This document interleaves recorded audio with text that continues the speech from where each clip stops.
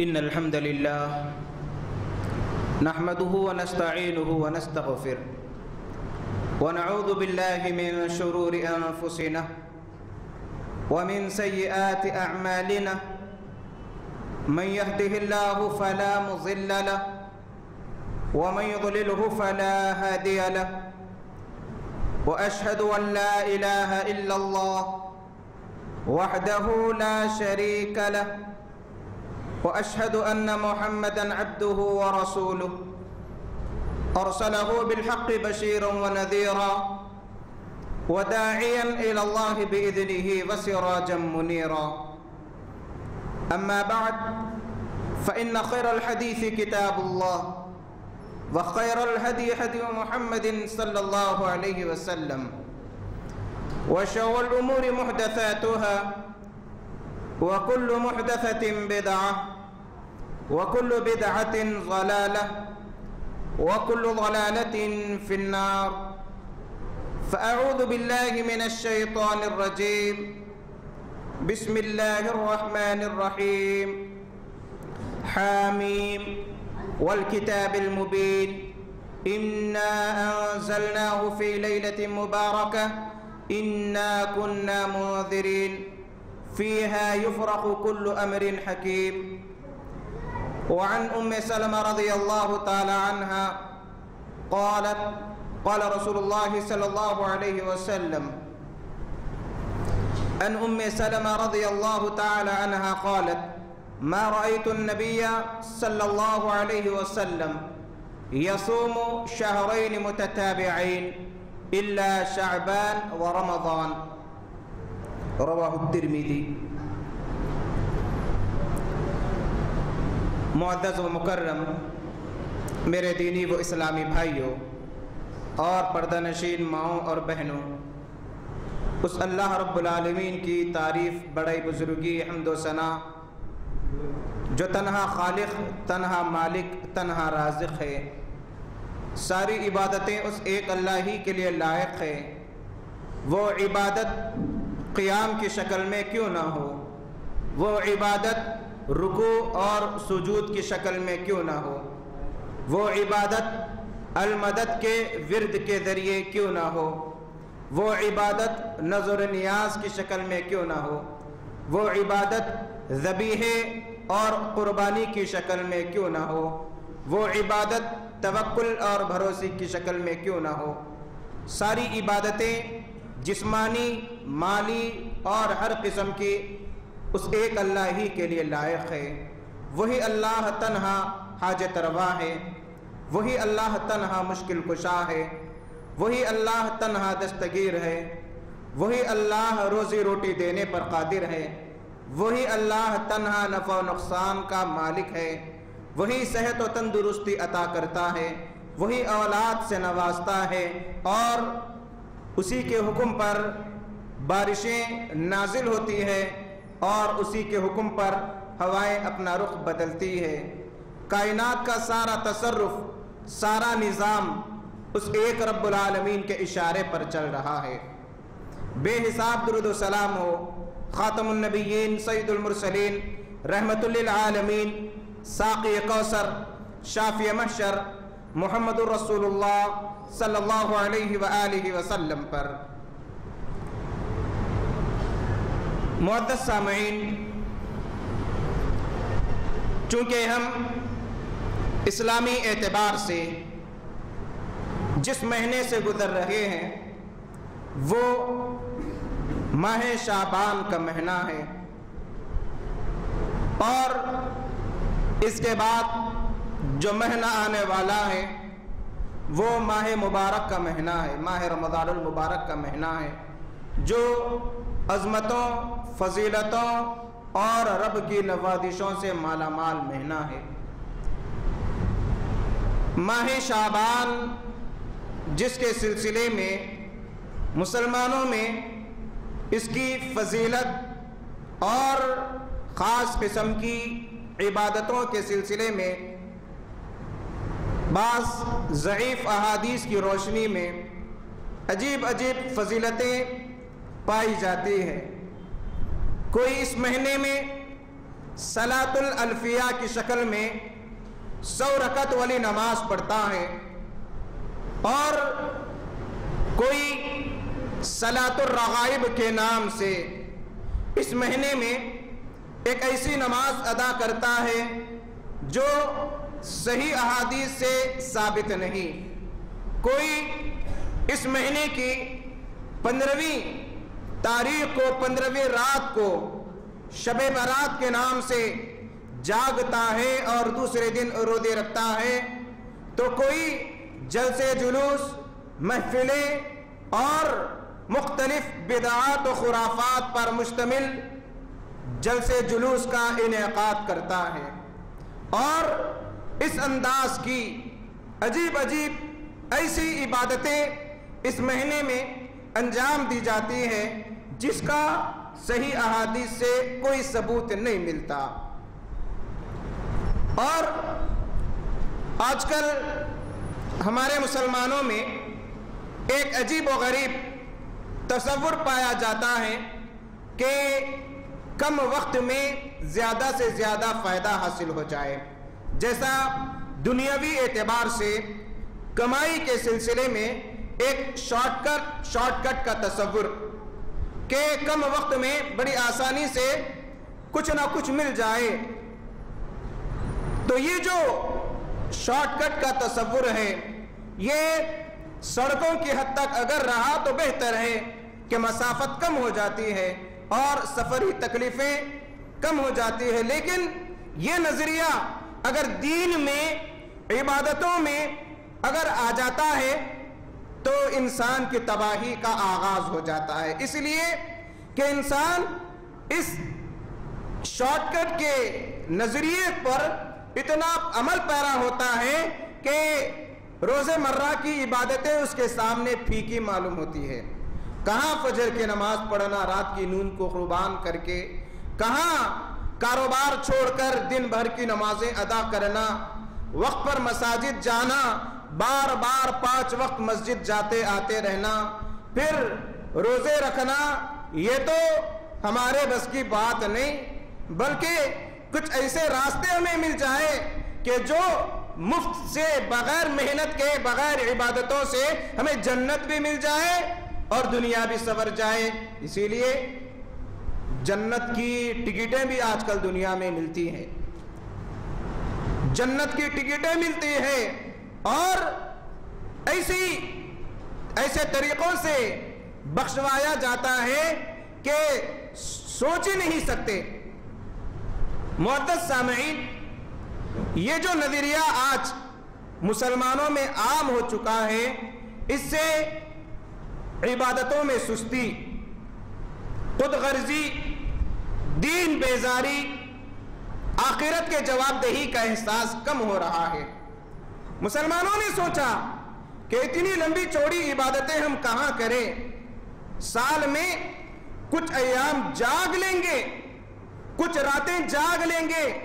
कुछ दिन रोजे रख लेंगे, साल में शबे बारात के मौके पर, 15वीं शाबान के मौके पर, या ऐसे शबे मेराज के मौके पर, ये बड़ी बड़ी रातें हैं, रात भर अगर एक रात इबादत कर लें और वो नमाजें जो जिंदगी भर छोड़ते रहें, इन रातों में अगर मौका निकाल कर, वक्त निकाल कर नमाजें अगर पढ़ ले, क़ज़ाए उम्री, उम्र भर की नमाजें अगर हम एक रात में पढ़ लें, और अगर कोई मुफ्ती साहब कुछ ले देकर अगर फतवा भी दे रहे हैं तो हम तो जिम्मेदार नहीं, वो जिम्मेदार, चलो ऐसे मौकों से फायदा उठाया जाए और फायदा उठाकर इन अय्याम को गनीमत जानकर कुछ इबादतें कर लें। गोया कि ये जो शॉर्टकट का तस्वुर दीन में आ गया, इसकी वजह से फजर की नमाज के पाबंद नहीं है लोग, नमाजों की पाबंदी का तस्वुर नहीं, मसाजिद खाली नजर आती है आम नमाजों में, जुमे में और रमजान में तो भरी पड़ी नजर आती है तरावियों के मौके पर, लेकिन फजर का हाल, इशा का हाल और दिगर नमाजों का हाल अगर देखेंगे तो मस्जिदें काली काली नजर आती है। इसी तस्वुर की बिना पर कि चंद अय्याम साल में रोजे रख लेंगे, चंद रातें जाग लेंगे और इन रातों में فضیلت والی عبادتیں کر لیں گے تو ہم بخش دیے جائیں گے، جب گناہ معاف ہو رہے ہیں تو پھر نیکیاں کیوں کرے؟ یہ تصور انسان کو مساجد سے دور کر رہا ہے، مسلمانوں کو عبادتوں سے غافل کر رہا ہے، جبکہ اللہ کے نبی صلی اللہ علیہ وسلم کا کوئی لمحہ اللہ کی مرضی کے بغیر نہیں گزرتا تھا، اور اتنی نمازیں اللہ کے نبی صلی اللہ علیہ وسلم پڑھا کرتے تھے، فرائض کے علاوہ نوافل کا اس قدر اہتمام کرتے، قیام اللیل کا اس قدر اہتمام کرتے۔ صحیح بخاری صحیح مسلم کی روایت ہے، ام المومنین حضرت عائشہ صدیقہ رضی اللہ تعالی عنہ فرماتی ہیں، اے اللہ کے نبی صلی اللہ علیہ وسلم آپ رات بھر اتنا طویل قیام کرتے ہیں، اتنا لمبا قیام کرتے ہیں کہ قریب ہے کہ آپ کے پیر مبارک پھٹ جائے۔ اتنے طویل قیام کی کیا ضرورت جبکہ اللہ نے آپ کے گناہوں کو معاف کر دیا۔ اللہ کے نبی صلی اللہ علیہ وسلم جواب دیتے ہیں، افلا اکون عبدا شکورا، اے عائشہ کیا میں اللہ کا شکر گزار بندہ نہ بنوں؟ یعنی شکرانی کے طور پر، شکر گزاری کے طور پر اللہ کے نبی صلی اللہ علیہ وسلم اس قدر رات میں جب سارے لوگ سو جاتے ہیں اٹھ کر اپنے رب کو راضی کرنے کی کوشش کرتے، اور اللہ کی دی ہوئی نعمتیں، ان نعمتوں کی شکر گزاری عبادتوں کے ذریعے کیا کرتے تھے۔ اسی طریقے سے صحیح بخاری صحیح مسلم کی ایک اور روایت حضرت مغیرہ رضی اللہ تعالی عنہ سے مروی ہے، فرماتے ہیں کہ اللہ کے نبی صلی اللہ علیہ وسلم اس قدر قیام فرماتے رات میں، اتنی لمبی رکعتیں پڑھتے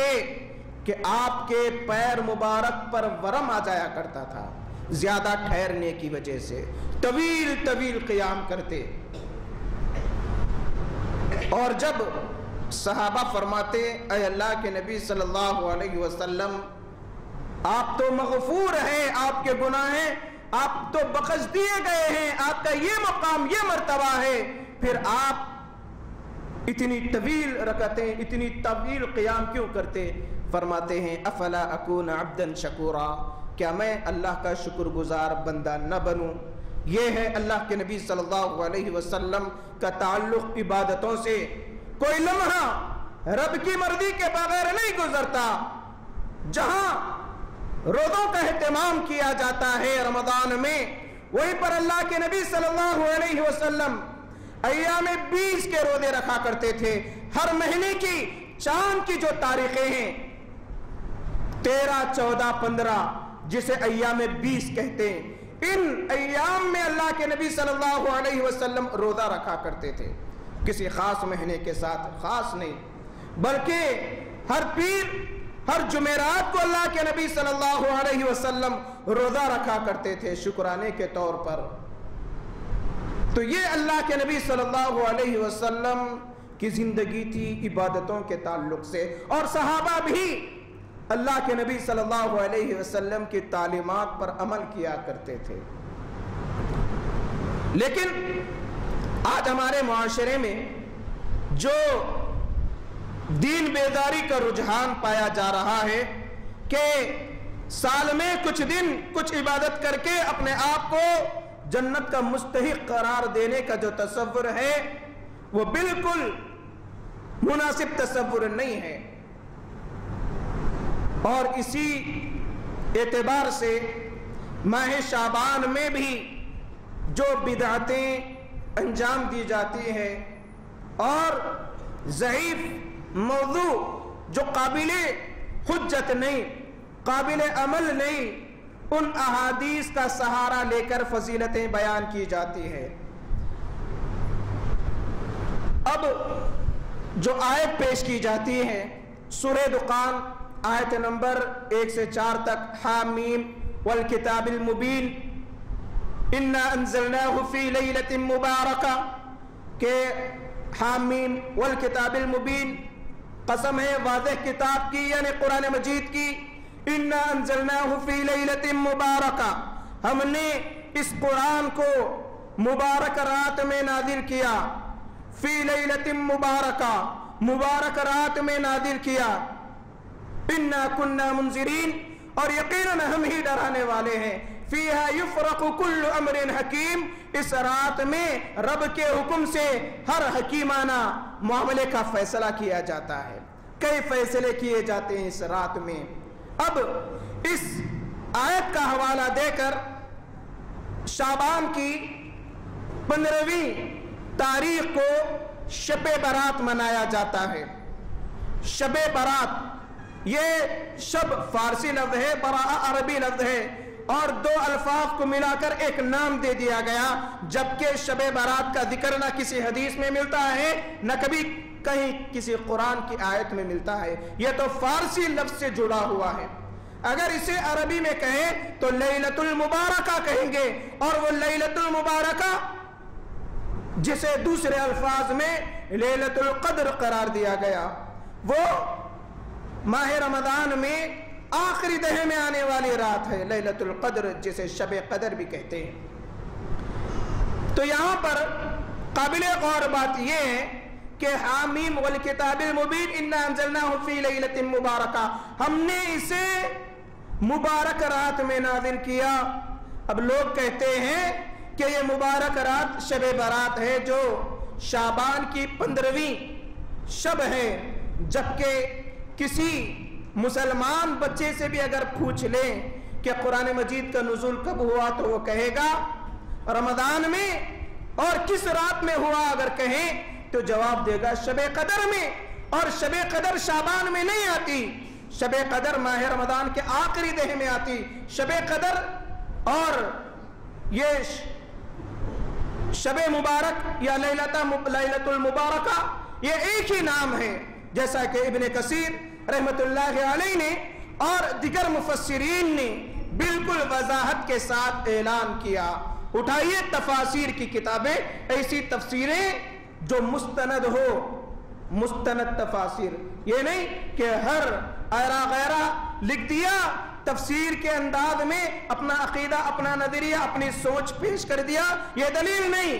بلکہ مستند تفاسیر اٹھائیے اور اس آیت کی تفسیر پڑھیے، معلوم ہو جائے گا۔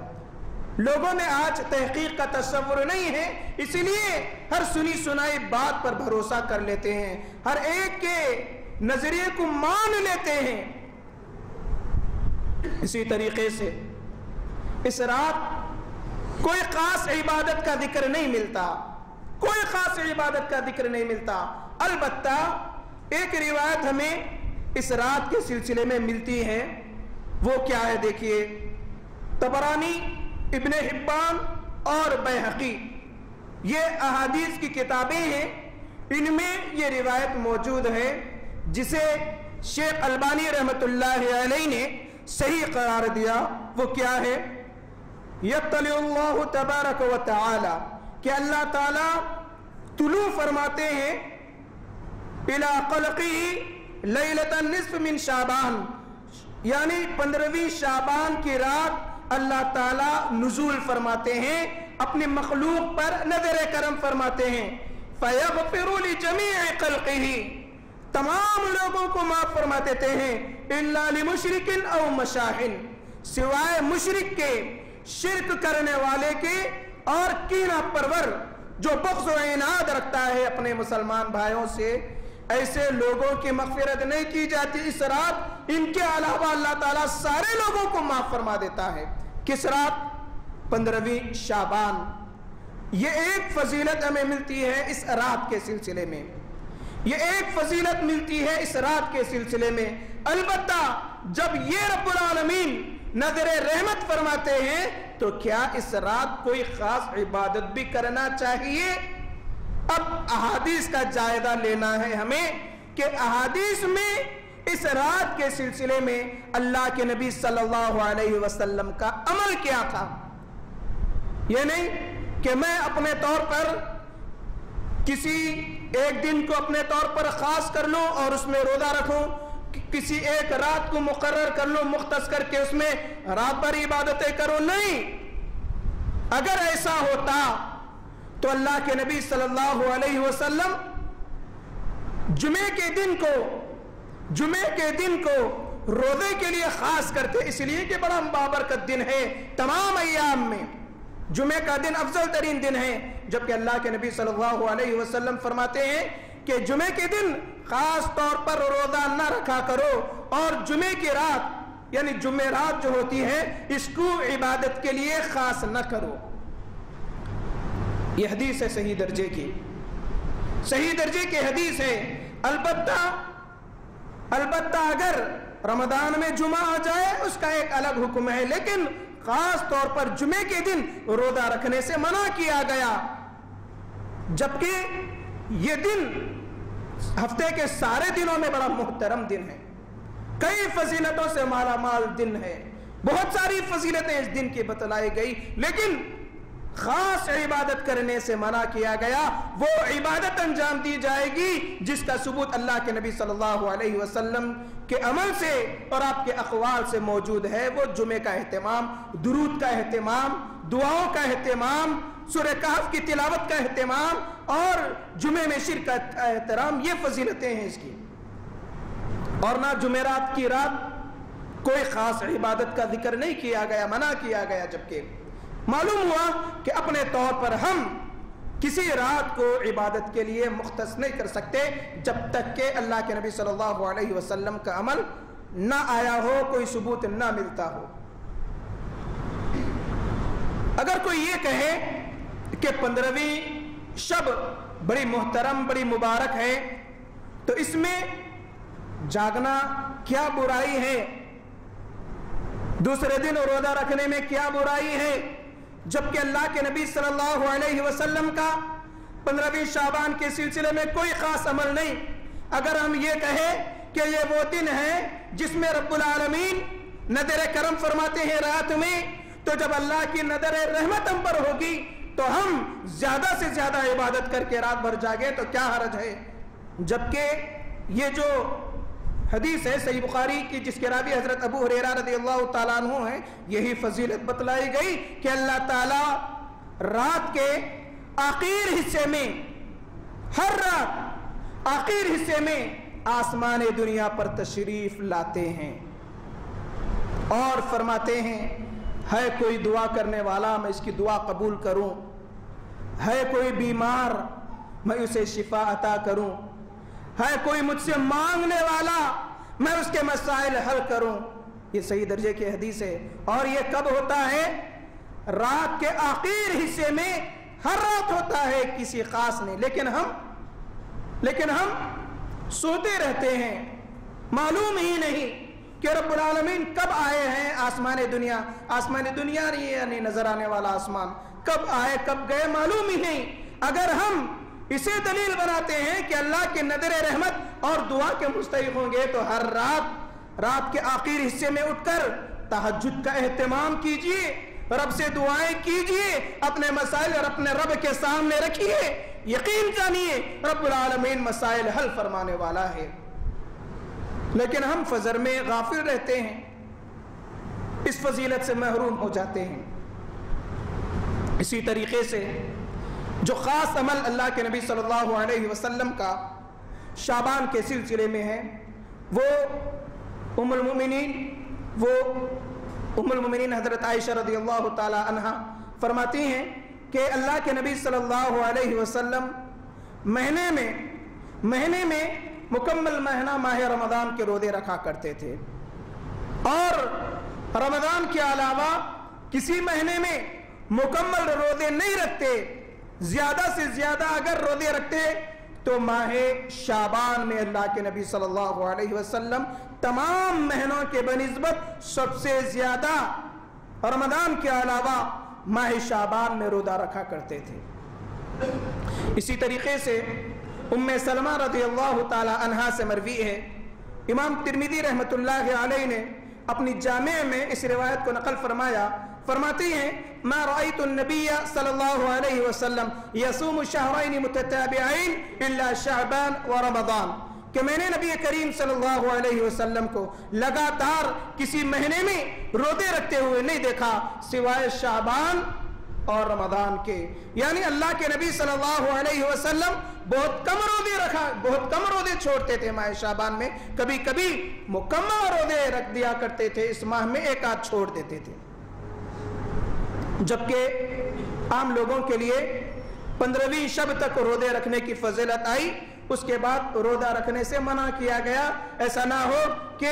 اس مہینے میں روزے رکھ لے اور رمضان میں روزوں سے غفلت ہو جائے، سستی آ جائے، کمزوری آ جائے۔ اسی لیے یہ اللہ کے نبی صلی اللہ علیہ وسلم کا عمل ہے، تو معلوم ہوا جو خاص عبادت اللہ کے نبی صلی اللہ علیہ وسلم کی ماہ شعبان میں تھی وہ صرف اور صرف روزے کی شکل میں عبادت تھی۔ اس کے علاوہ شعبان میں اللہ کے نبی صلی اللہ علیہ وسلم نے کبھی کوئی رات نہیں جاگے، صحیح حدیث میں کوئی ثبوت نہیں ملتا۔ جتنی بھی روایتیں آتی ہیں ان روایتوں کی جو راوی ہے ان پر کلام ہے، یہ علم حدیث کا مسئلہ ہے، اور سندن ضعیف روایتیں ہیں، بعض تو بالکل موضوع روایتیں ہیں، جیسے صلاۃ الالفیہ 100 رکعت والی نماز پڑھنا 15ویں شعبان کو، اس کی بھی کوئی اصل نہیں۔ شیخ البانی رحمۃ اللہ علیہ نے اس روایت کو موضوع کہا، یعنی اپنے طور پر گھڑی ہوئی حدیث، کوئی گھڑ کر اللہ کے نبی صلی اللہ علیہ وسلم کی جانب اس کا انتساب کر دیے، اسے کہتے ہیں موضوع روایت۔ البتہ جو فضیلتیں اس رات کے سلسلے میں بیان کی جاتی ہیں ان میں ایک بڑی مشہور فضیلت یہ ہے جو شاید ہم میں کے اکثر جانتے ہیں کہ ام المومنین حضرت عائشہ صدیقہ رضی اللہ تعالی عنہ فرماتی ہیں کہ ایک مرتبہ اللہ کے نبی صلی اللہ علیہ وسلم میرے حجرے مبارک سے آہستہ رات میں چلے جاتے ہیں، اور میں بھی اللہ کے نبی صلی اللہ علیہ وسلم کو جب نہیں پاتی تو تلاش کرتی کہ کہیں اللہ کے نبی صلی اللہ علیہ وسلم دیگر ازواج مطہرات کے پاس تو نہیں گئے۔ تلاش کرتے کرتے میں دیکھتی ہوں کہ اللہ کے نبی صلی اللہ علیہ وسلم بقیع غرقد جو قبرستان ہے وہاں پر اللہ کے نبی صلی اللہ علیہ وسلم تشریف لے گئے اور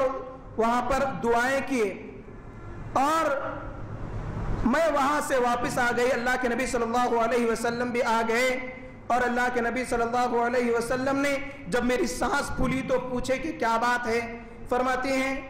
کہ کوئی بات نہیں۔ اس کے بعد ام المومنین حضرت عائشہ رضی اللہ تعالیٰ عنہ فرماتی ہیں کہ میں نے آپ کو گم پایا، اپنے پاس موجود نہیں پایا، تو تلاش کرنے کے لیے نکل گئی۔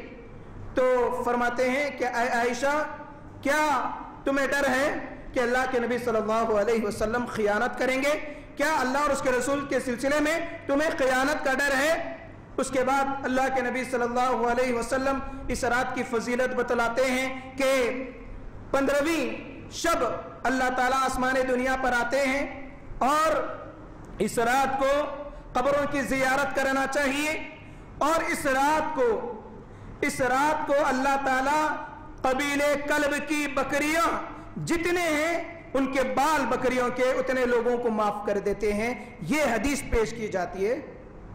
اس رات کے سلسلے میں، یہ ترمذی کی روایت ہے۔ امام ترمذی رحمۃ اللہ علیہ نے یہ حدیث نقل کرنے کے بعد کہا کہ یہ ضعیف روایت ہے، جسے امام بخاری رحمۃ اللہ علیہ نے ضعیف کہا۔ اور دین میں احادیث میں جو ضعیف حدیثیں ہوتی ہیں خاص طور پر عقائد اور عبادات کے معاملے میں وہ قابل عمل نہیں ہوتی، تو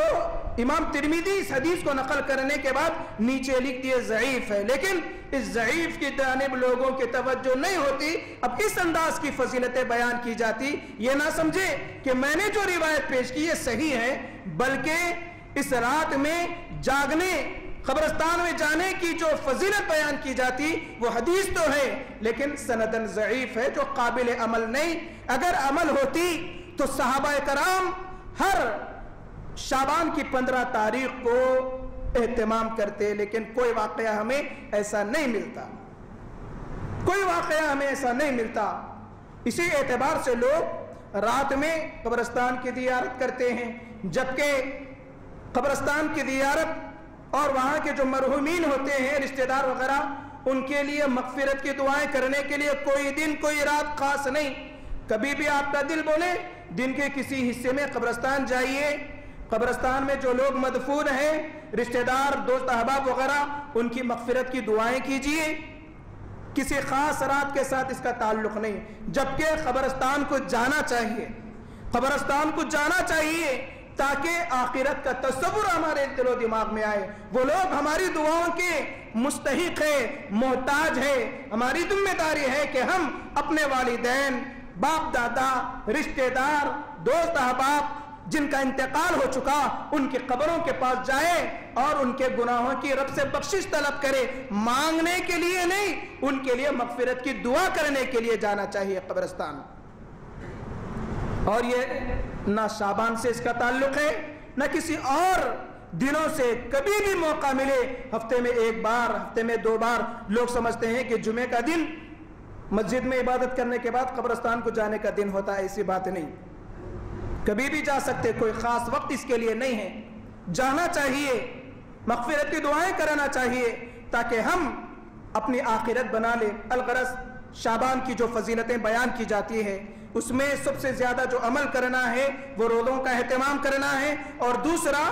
رمضان کی تیاری ماہ شعبان ہی سے کرنا چاہیے، عبادتوں کی شکل میں،